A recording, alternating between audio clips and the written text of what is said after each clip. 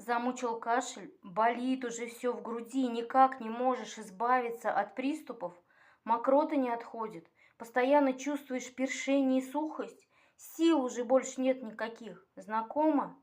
Мне от этих недугов помог избавиться алтайский напиток при длительном кашле.